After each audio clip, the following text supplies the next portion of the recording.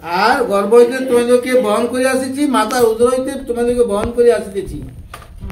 আর তোমাদের বৃদ্ধ বয়স পর্যন্ত আমি যে সেই থাকিব, পক্ষকে হওয়া পর্যন্ত আমি তুলিয়া বহন করিব। তাহলে কি বলছে, আমি তোমাদেরকে বৃদ্ধ বয়স পর্যন্ত। তাহলে আমরা কি ভাবি, আমরা এখন আছি, ছেলে আমাকে দেখবে কি দেখবে নি, কে বউ দেখবে কি দেখবে নি, নানা রকম চিন্তা করছি। কিন্তু আমাদেরকে পরিত্রাণ করার রোগ তো একজন পরমেশ্বর পিতা আছেন, মহান পিতা। তিনি আমাদেরকে কথা দিয়েছেন, কেননা তিনি যেদিন মিশর দেশ থেকে উদ্ধার করে আমাদেরকে স্বাধীন করে আনেন, সেদিনকার আমাদেরকে কথা দিয়েছে যে আমি তোমাকে বহন করিব। আর আমরা বৃদ্ধ বয়সে কে দেখবে কি করবে নানা রকম চিন্তা করি। আর আমাকে মানে ঘর থেকে বের করে দিবে, আমাকে মানে এক ঘরে করে দিবে।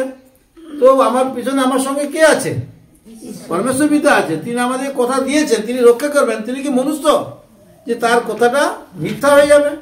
মিথ্যা হবে না। কিন্তু